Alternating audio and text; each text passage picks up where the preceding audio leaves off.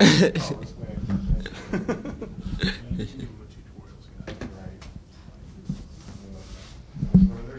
matter. Musical chairs. All right. Everybody good? All right. Questions for Isaiah? I think if the Montana game in the first half against Texas Southern, you were like 3 of 20, really obviously uncharacteristic shooting. Then you got super hot. What happened when you were struggling there briefly for, I guess, a game and a half, and then what got you going in the second half? I mean, as a shooter, I mean, you're gonna go through those rough nights. It's how you bounce back, how you prepare for the next game. So I had a rough game against Montana, a rough first half, but the coaching staff, the players, they all had confidence in me. They tell me to keep shooting it, and as a shooter, I have to have the confidence in myself to believe that the next one's going in, and that's what happened. So in the second half of the last game, it got hot. How did that feel? Oh, it felt good to see him go in because you never wanna go 3 for 20. So just to get hot, know that I still got it. It felt good. Know that my teammates had my back and the coaches. It felt really good. Have you managed not to let your offense affect your defense when you have been in a shooting slump? Well, just like I said, I mean, you're going to go through those shooting slumps, but one thing you can do is stay consistent on defense. That's one thing that can't come and go. You can't turn the switch on and off. You have to be able to play both ends of the court, and I feel like the defensive end is the one end that stays steady. I mean, just because I'm having a bad offensive game doesn't mean my defense has to flare too. Also, South Dakota obviously shoots a lot of threes. I know your all's three-point defense has been good, but is this the best three-point shooting team you've seen on film? It is the best three-point shooting team we've seen on film. We know what we have to do coming into the game. They want to get up the shots because that's what they do best. And so once we shut that down, it's going to be in our favor and help us get the win.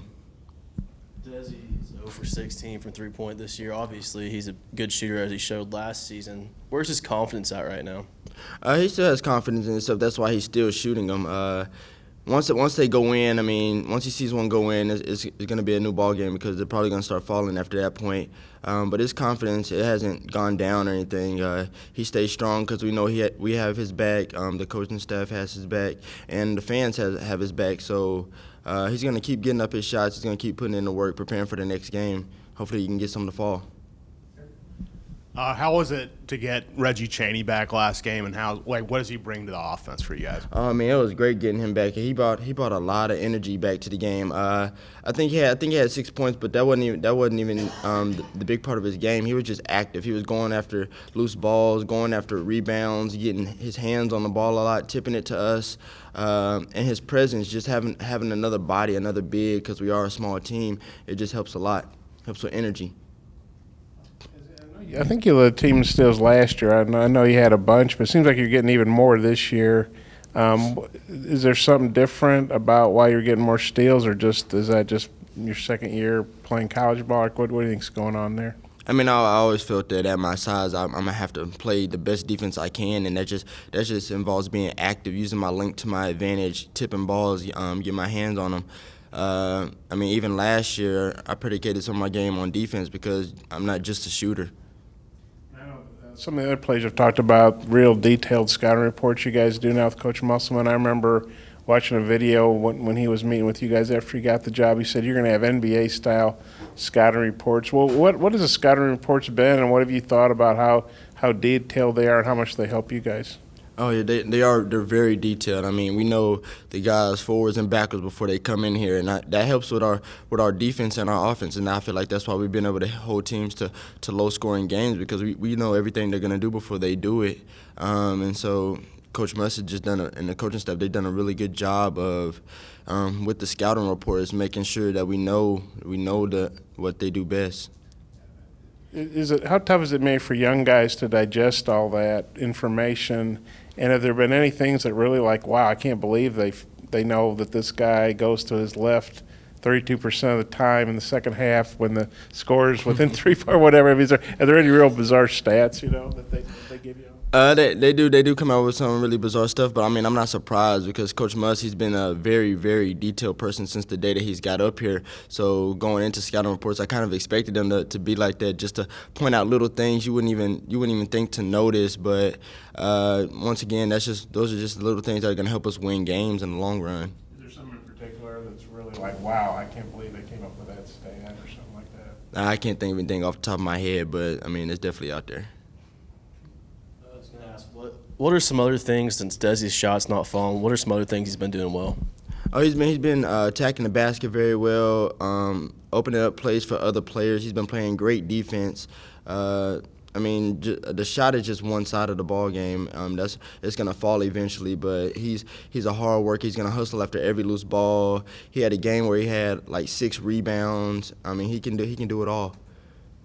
You mentioned that South Dakota is really good at shooting the three. What have you seen from their defense in terms of defending the three? They're a solid defensive team. They don't do any like gambling or anything. Their pressures wasn't too great, but they stayed composed. They're gonna hold their ground. They're gonna go after the rebounds after missed shots. So nothing we haven't seen before.